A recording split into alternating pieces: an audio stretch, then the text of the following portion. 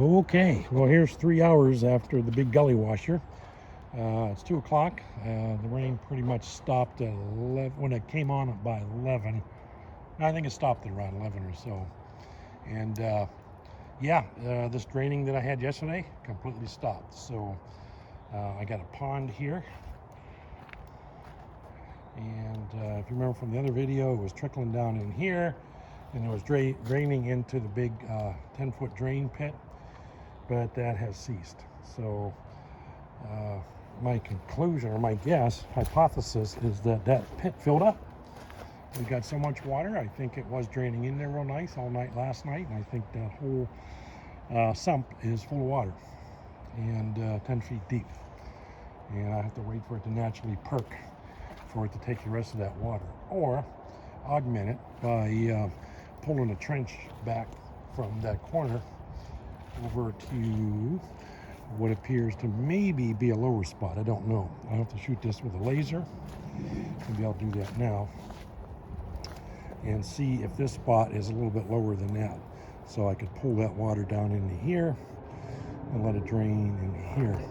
Problem is, this is the only thoroughfare now into the garage, the tractor garage, now that the grass is planted, because I don't want any vehicles over the grass especially in this soupy, swampy weather. So I have to come out of here with the tractor and go either that way or that way around the other side of the property to get out, to be able to use the machine on the other sides of the property. So if it turns into a swamp here, I don't know how much of an issue that would be, bringing the tractor through. Worst case is I could fill it up with chips. I got enough chips. I'll just make that area a big swampy chip area. If it takes the water out of the lawn, that's good.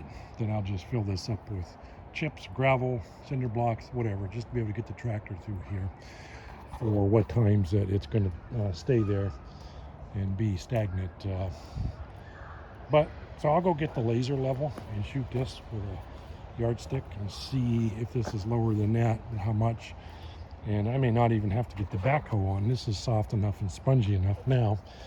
I might be able to just pull this away with a bucket, the bucket that's on the tractor now, and see if I can coerce that water to drain over here. So time to do some measurements.